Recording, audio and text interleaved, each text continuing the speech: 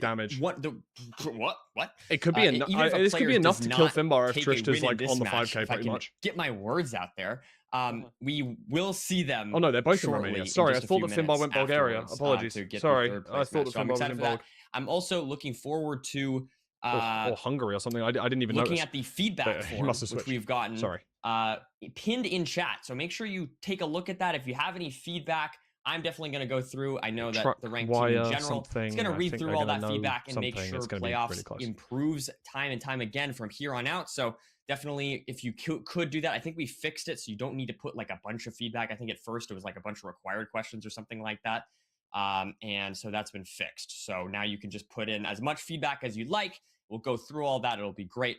But yeah, I think with that being said, I think we should be ready for our player spotlights. So let's get right into that. Beautiful, beautiful. So many stats to look at here. I mean, 44-18, Nerdy. That's a little bit scary if you're an Aquacord fan. I mean, you've won 18 times, but 44 losses against Infume, that's a little bit scary. I mean, to be quite frank, Infume has some of the scariest stats all over, like 904 average time. Is that the best? Sorry, yeah, I'm hiding. It might be the best or the second best average we'll like see, and it's a little bit scary if you're an Aquacord fan looking at all of these. No, 100%. I mean, Infume stats are absolutely nuts for season 11 as well, maintaining that those crazy stats.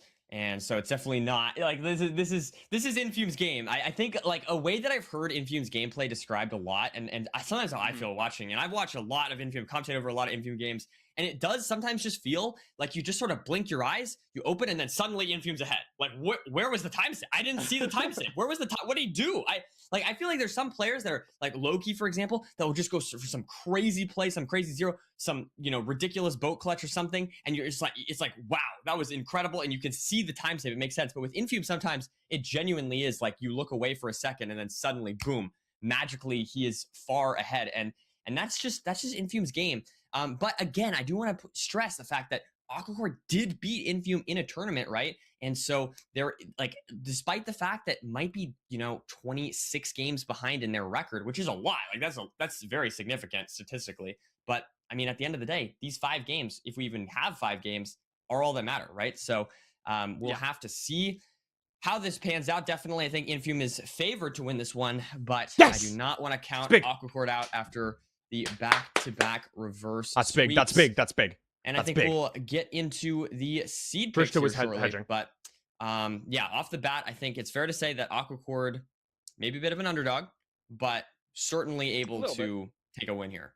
And I do not. That's why I like don't look at the prediction. Don't look at the average score. Don't look at it. Don't look at it. Don't look at it. That'd be enough to kill if that's what happens. The amount of deaths that happened in just come on, Finbar. Matchup, and that would be enough to kill if the average happens. And that's what